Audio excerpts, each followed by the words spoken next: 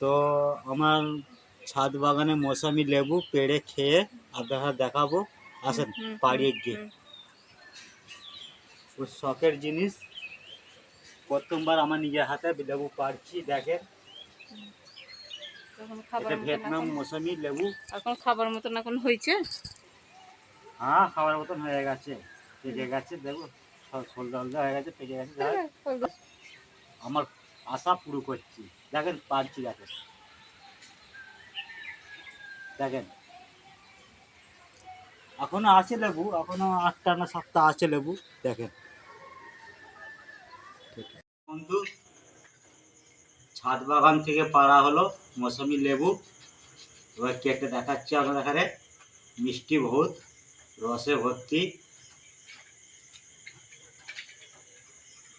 খেয়েও দেখাচ্ছি, পারেন আপনারা লাগাবেন একটা একটা করে। এটা জাত হচ্ছে মৌসুমি লেবু ভিয়েতনাম মালটা, ভিয়েতনাম মালটা। তো ভিয়েতনাম মালটা মৌসুমি লেবু খুব ভালো মিষ্টি আর রসালো বহুত হয়। আপনারা পারেন একটা করে লাগাবেন, আর খেয়ে দেখাচ্ছি আপনারা কতটা মিষ্টি। খুব সুন্দর মিষ্টি আছে, আপনারা লাগাতে পারেন।